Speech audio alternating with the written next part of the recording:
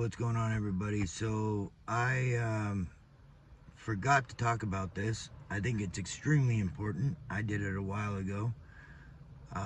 One of the subscribers to my channel is the person who actually brought it to my attention.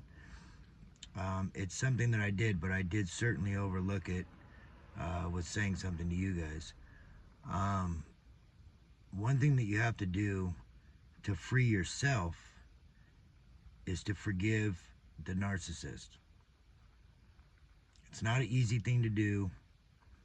You're not excusing their behavior. You're not saying what they did was okay. You're not accepting their behavior.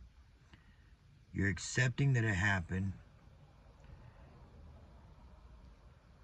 You're not carrying around that burden anymore. You're giving that burden to them. Because if you try to do this without forgiving them first, and it's got to be legitimate, like you have to legitimately forgive them. You have to open a new chapter. That's the only way you open the new chapter, is by forgiving them and just letting it be what it is, right? Like, it's not right, it's not wrong, it just is what it is. They did what they did. You allowed them to do what they did. Although they are at fault, they are the ones who did it, you do harbor some of the responsibility by not calling them out on it the very beginning, not doing what you should have done to mitigate it, to alleviate it, to get out of that situation when it first happened. And I'm a victim of that too. I was in a relationship for 25 years, for crying out loud. I'm sure there's very few people who are subscribed to this channel or watch these videos that can beat that number. I mean, I'm sure there's plenty out there, but I haven't met too many. That's a long stretch to go with a narcissist. And mind you, for the first, 15 years maybe, I always used to say to her, like, the world doesn't revolve around you. Nobody's perfect. But I never put two and two together. I didn't know what to look for, so I allowed it. But the forgiveness is extremely important, because, when I forgave the narcissist my personal situation, I basically was like, you know what? I am not going to be able to let this go and let it be what it is and just move forward if I don't come to terms with this, come to peace with it. Like, I think with my forgiveness, I made peace with it. I accepted that it happened. I don't know if I necessarily forgave her per se. I think it was more like, okay, I accept the situation. There's nothing I could do about it now. Although there's something I could have done about it then, I didn't. I accept that responsibility.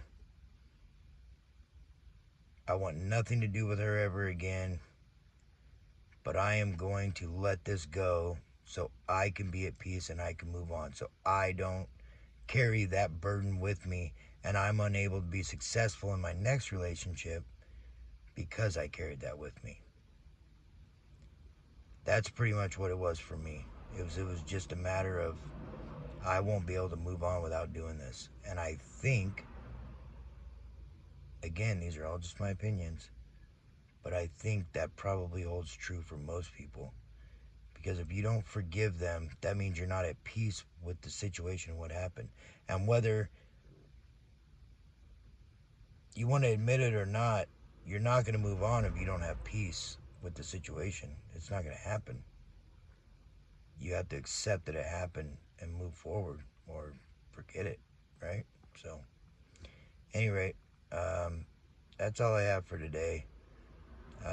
Just be gracious with yourself, take care of yourself, be good to yourself,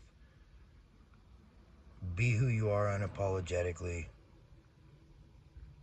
accept that you can't change people. So I heard this quote that really stuck in my head. The quote is, you can't change the people around you, but you can change the people around you. So just let that resonate a little bit. And a quote that I actually came up with is, if you make today better, your future automatically gets brighter. You are essentially living in yesterday's future.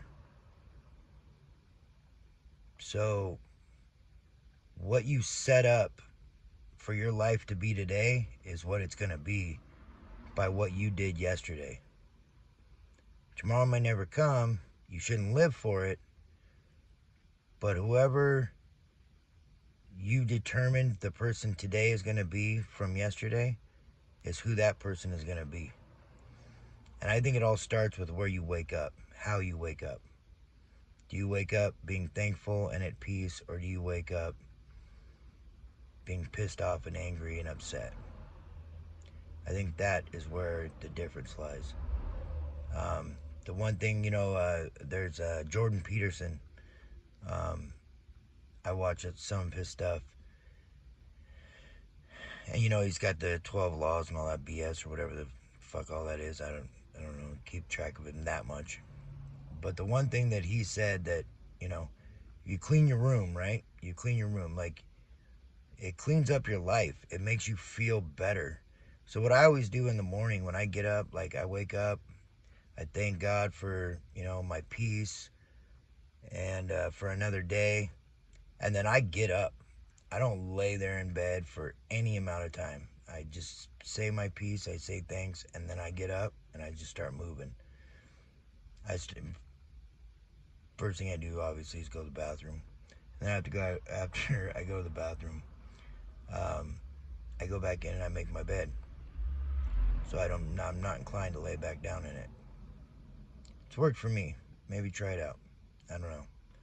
We're all in this together. We're all going to get through this together. Just one day at a time. All right? I love you guys. I respect you. I appreciate you. I thank you. Smash that like button. I'm just kidding. I don't care. Sorry. Anyway, like, comment, subscribe, do all that good stuff if you want to. If you don't. It's totally cool with me. I would appreciate it if you did. Don't expect you to do it if you're not feeling the video, right? As you can tell, I'm a little bit tired here. I actually just woke up. So, anyway, you guys all have a great day, and I will talk to you later.